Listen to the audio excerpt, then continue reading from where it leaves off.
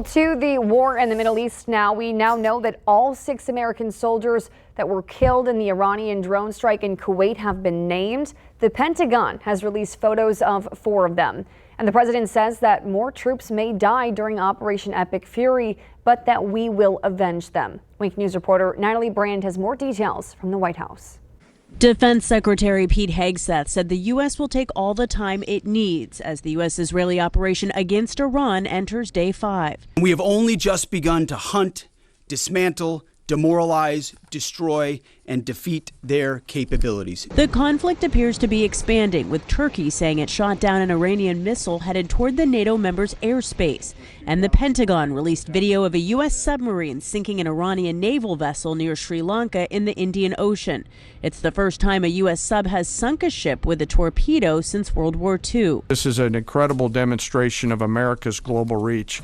To hunt, find, and kill an out-of-area deployer is something that only the United States can do at this type of scale. Chairman of the Joint Chiefs of Staff Dan Kane says the types of aerial attacks on Iran will be intensifying, which could put U.S. pilots much closer to the fighting. We will now begin to expand inland, striking progressively deeper into Iranian territory.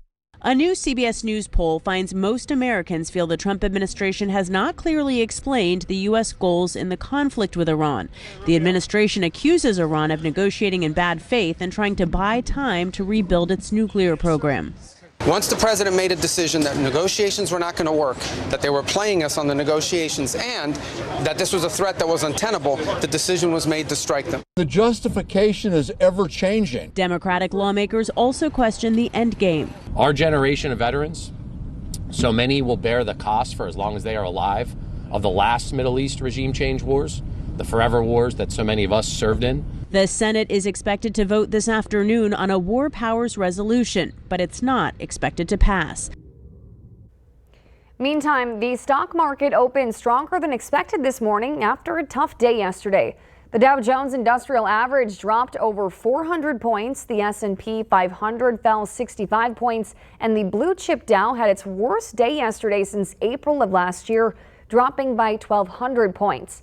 But take a look this morning. We are in the green now. The S&P 500 actually rose 0.4% in early trading, and the Dow Jones Industrial Average rose 197 points.